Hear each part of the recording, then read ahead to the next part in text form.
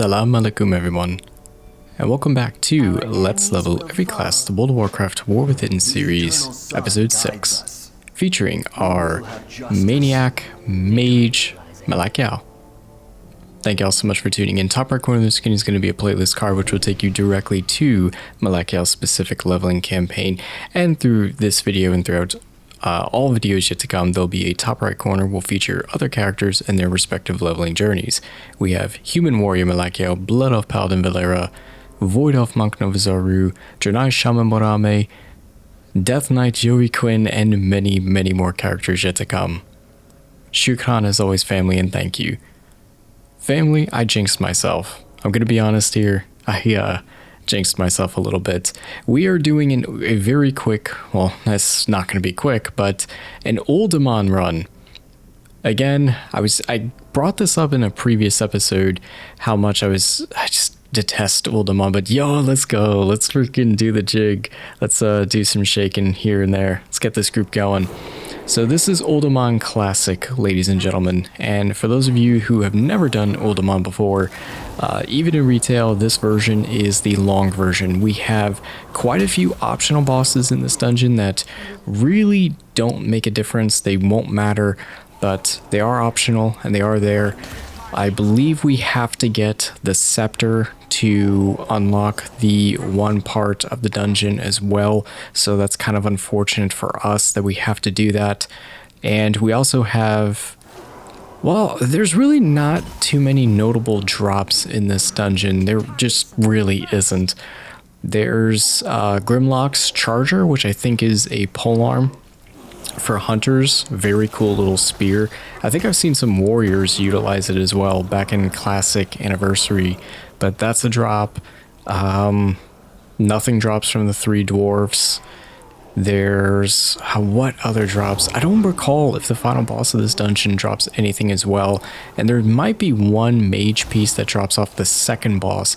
So even though on the right hand side you can see that there's only 3 main core bosses of this dungeon, there's actually quite a few optional ones, and I believe even there's like 1 or 2 golem optional bosses that we actually are going to have to do in order to get to further progress. So it's kind of one of those, how do I say this, y'all? If Moradin is the bane of my existence, Uldaman is the first 5 circles of hell for me. It's definitely the first 5 circles of hell. Oh gosh, man, Uldaman. This is a dungeon in Classic Anniversary, or just Classic in general, that you really only want to do once, maybe twice. You don't want to have to overextend and overreach. There's quite a few times where I would be in a group, and this is classic sense, you know, we would get lost, because you're going through corridor, you're going through these little tunnels, and the little tunnels would lead to a dead end, and then everybody would get confused, and it would just be a madhouse. It'd be an absolute madhouse mess. But we do have a good diverse group here in terms of classes, a few different races here too, so this will make things a little bit more enjoyable. I'm not expecting a whole lot here, but it's going to make things just a little bit more enjoyable for us. I mean, suffer together, right? I wasn't expecting when I got a queue for Classic I'd get Uldaman. You know, I have yet to get Blackrock Depths. I don't know what it is, but I've yet to get that dungeon, and that's one that, yes, I would dread, but I think it'd be interesting just to showcase at least once. I hope, I'm just counting my luck here, but I'm probably jinxing myself. Again, commentator's curse exists, right? I'm hoping I won't have to do it when I'm on a tank, because that would just be like, oh, what a lesson that would be. Oh, dude, here we go. Yeah, here's the 3 dwarfs I was talking about. So one of them zips around and zippity doo dah zippity hey. The other 2 are just, again, you're not going to get any good drops. None to be had. And this is just one of those bosses that's kind of just like, ugh, like it's just, I don't know. Uldaman Classic is a D tier dungeon, and to me, I apologize if this is anybody's favorite dungeon here, but I don't know why we're delaying, so I'm gonna go ahead and toss a blizzard because I do not want to be in here longer than necessary, and we can handle these guys. It's not a big deal. Uldaman does have some interesting parts to it for sure, but they mainly come up later in the end portion of the dungeon. They don't really come up on the early game. I think there's also one, what is it, General Flame dude? He's a dwarf, and I want to say he's in one of the side caverns. There is a valuable NPC here. I think I can't remember if it's for leather workers or for jewel craft. I can't remember. Maybe it was tailoring. I don't know. But in Classic, there is an NPC here that a few players will want to find, and that's specifically for one part of the caverns. But we're not going to go to her. We're just going to try to get this done as soon as possible.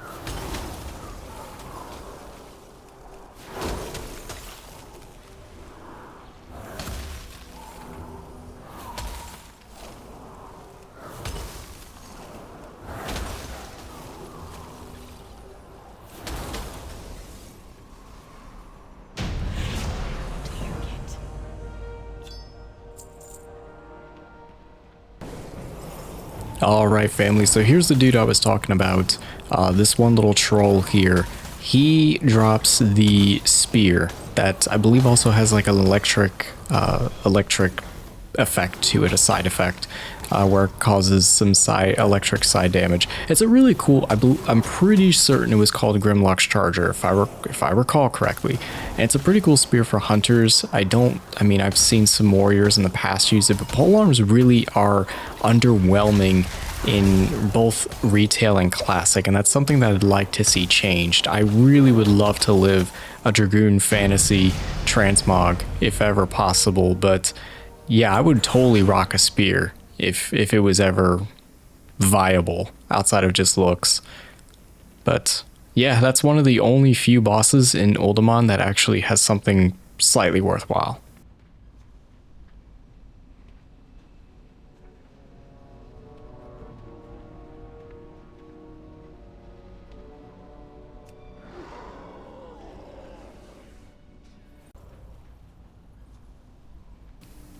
So fun fact about this boss right here, the final boss. So this is actually a pretty cool, interesting little fight here. So I believe in Classic's iteration, we would actually require 3 players to activate that altar where our warrior is currently standing on, to activate the final boss. And you see the iron dwarves around us, the statues. You want to be able to take care of this fight as quickly as possible, and because 2 of them are going to activate, 2 dwarves are going to activate and resurrect from the outer band. Yeah, just like right now, they're going to start attacking. And then the 4 on the inner band, or all the dwarves on the inner band, I think it's at 4 or 6, they're going to start attacking as well. So time is of the essence here.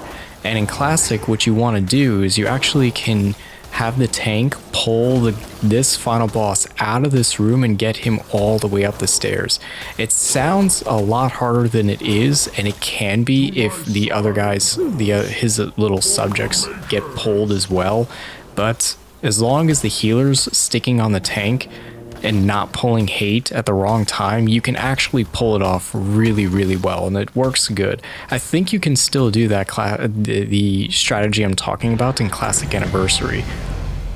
Call to Lordaeron. I believe that is the Heritage Armor Set quest for the Forsaken, but we're not going to do that right now. We are going to hold that off for a little bit of a bonus episode. But Bismillah, great job, team. Level 50. And you do get a little bit of a treasure room here, and the quest here is a part of a chain.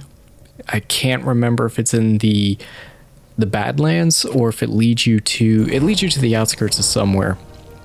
But you talk to this NPC right here, go through a little bit of lore, which is actually pretty interesting, and then you go hand in the quest for a pretty sizable chunk of EXP in your later levels. Again, this is basically Uldaman. Not my favorite dungeon, not my preferred dungeon, but do it at least once, get it over with.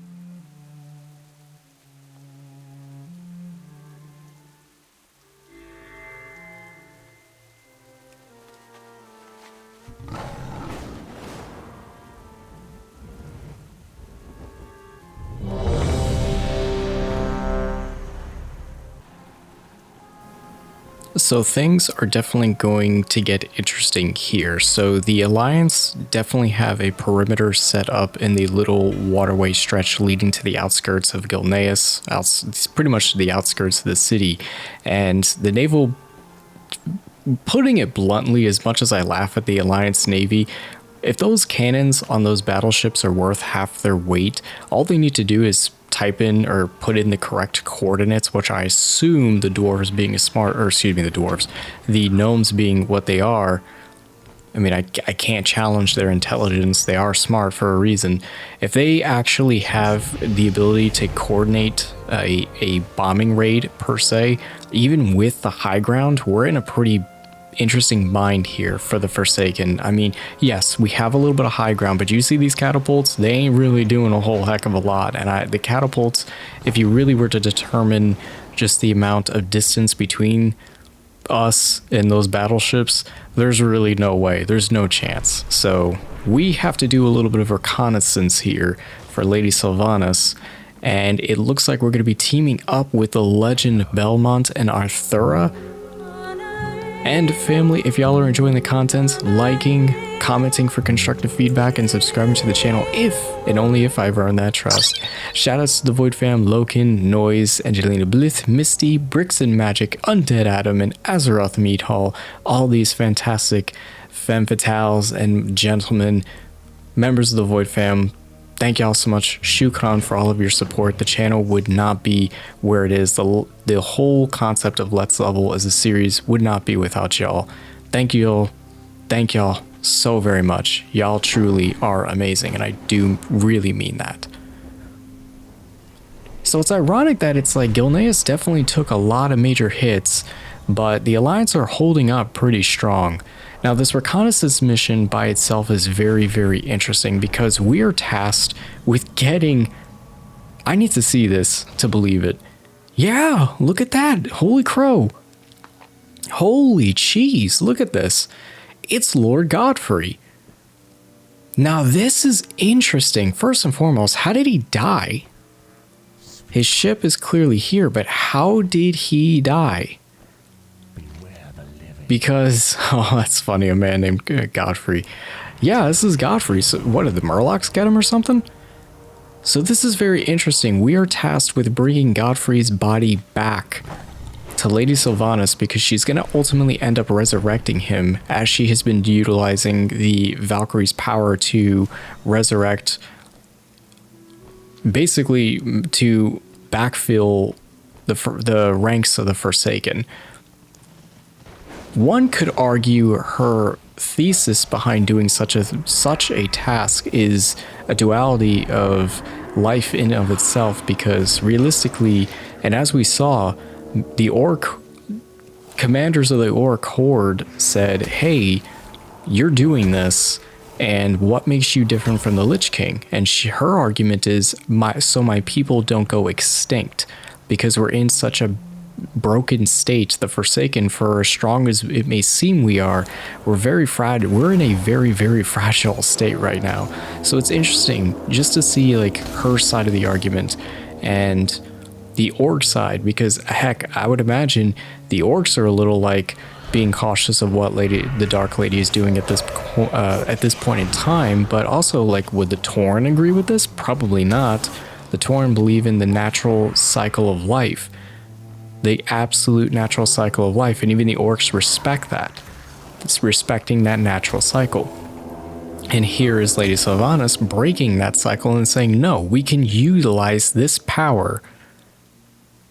But there's definitely arguments, and there's net positives and net negatives to this argument. It sucks, but I kind of side with Sylvanas on this one. I mean, number one, because I love the Forsaken. Number two, because, I mean, you got to feel for it. She's in a very tight bind right now. It just makes the most sense. Now, the question becomes with Godfrey. So Godfrey, in future iterations of Shadowfang Keep, becomes the main boss of Shadowfang Keep. Now, from a Horde player's perspective, how does that work, considering we get tasked with saving and turning Lord Godfrey in for the resurrection phase, right? We're going to utilize him, no doubt, to get insider information to Gilneas' city's weaknesses, any little things that we can get an advantage over, because unless he turns tail and sides with the Alliance, but I just don't see how that's going to happen. My main question is, so in this current state, why do we end up, from a player standpoint, we end up going to Shadowfang Keep. He's the boss. So does he turn code on us? Because how else would explain? We should be walking in to, we should be given the red carpet treatment if we walk into Shadowfang, but if he's the boss, something tells me something's not right with this. Does Godfrey, after we revive him, is he going to have his own intentions? Is he going to side with the Alliance? Is he not going to side with anybody and pull a Scarlet Crusade? Is he going to say to heck with being the Worgen and to heck with being a Forsaken? Very interesting. It's such an interesting predicament. And for the second time, oh goodness, an ambush. Okay, maybe we're not going to deal with that, but for the second time, Arthura taking us away from the battlefield in conflict. Oh, this just looks embarrassing. I'm going to be honest.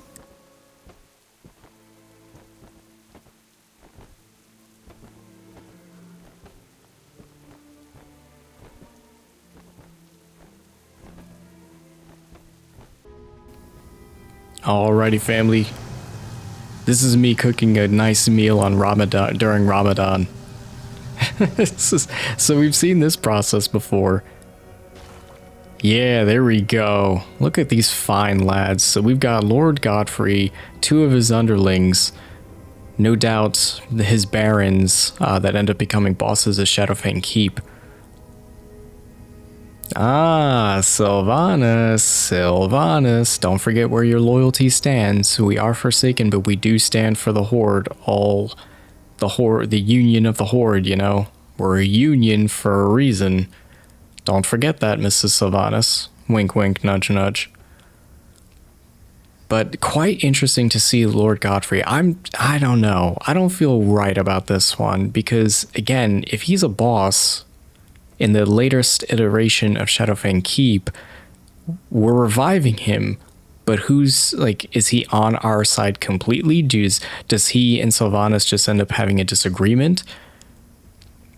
I mean, utilizing him, yes, keep your friends closer and your enemies closer. I absolutely agree with that. That's a tried and true strategy. I mean, it's in warfare and conflict, it is a tried and true strategy.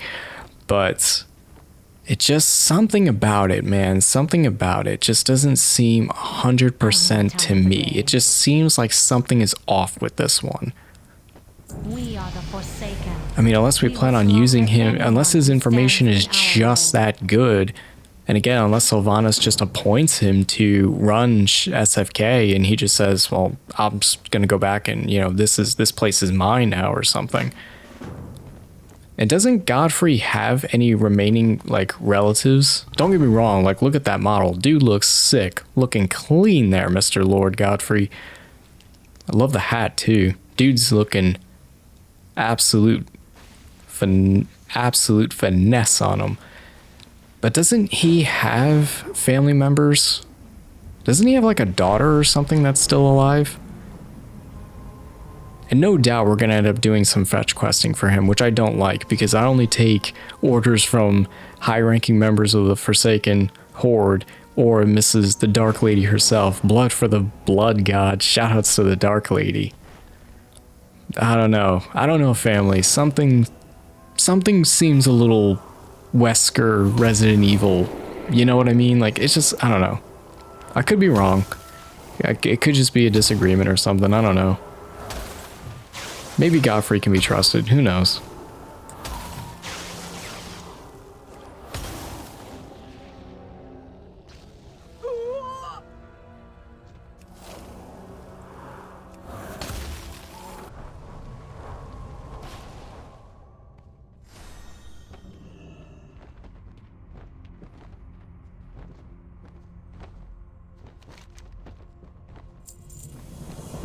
So on top of the issues that we're having with the Alliance naval forces fortifying the outskirts of Gilneas, we have the Worgen that are slowly starting to encroach on our high ground territory, and then we also have the warships at the docks with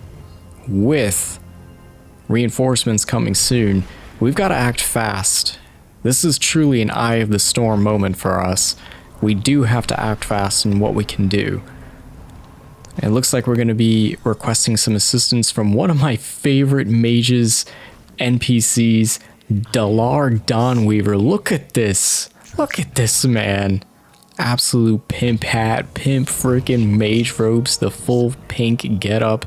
Dude is looking absolute badass. Dawnweaver, good to see you, my friend. And it looks like we're going to be handling a task for him involving the Dalaran. Oh boy, the Dalaran. How many times I would hunt them in Silverpine and so forth. I actually despise the Dalaran.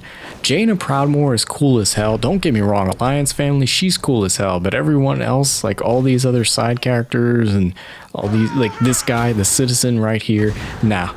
They can afford some casualties, if you know what I mean.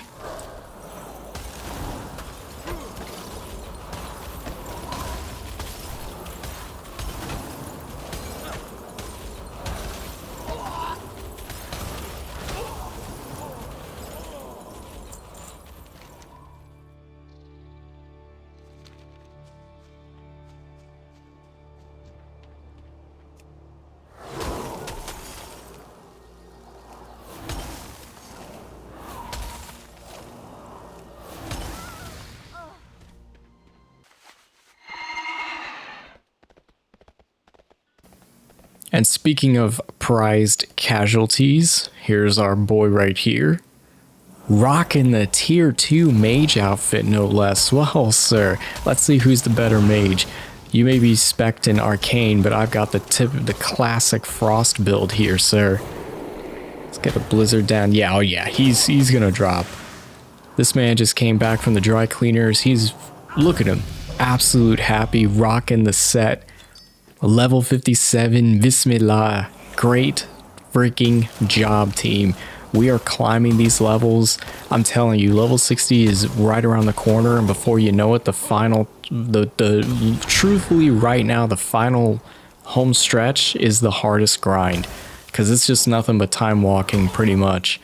The 70 to 80 stretch is truly a grind, but what's gonna stink is I just found out that the level cap is increasing to 90, which means I'm gonna have to double back and literally go back to the season 1 characters that I leveled prior to the level cap raise, which means I'll be leveling all 13 back to 90.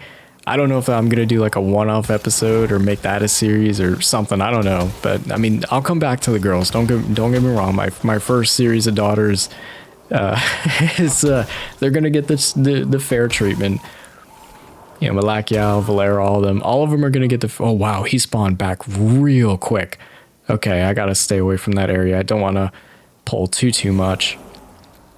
But that'll be very interesting. It definitely will be very, very interesting to get through all of that leveling and such.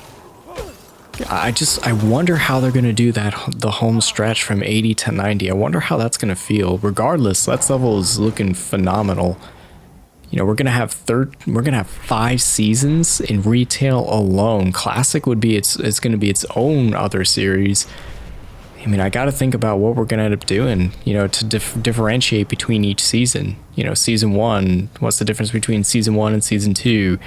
You know, do we make some challenge runs? Do we throw something in there? I'm trying to blueprint. I'm just trying to blueprint some strategy or blueprint some ideas right now, fam. We'll get through it. We will absolutely get through it together. But family, I think we're going to go ahead and call it here. Like I said, Eye of the Storm conflict, we got a lot going on here. Godfrey's back up and running. The Navy's about to bombard our area. The assault ain't looking too good for the Horde side, but we're going to do our best to make sure that we take Gilneas. They tried to take Lordaeron, we're taking Gilneas. One way or the other. I'll catch y'all in the next episode. Thank y'all so much for tuning in. Shukran, family, as always. And please, please, please have a wonderful time in Azeroth. Have a wonderful week. I'll catch y'all soon.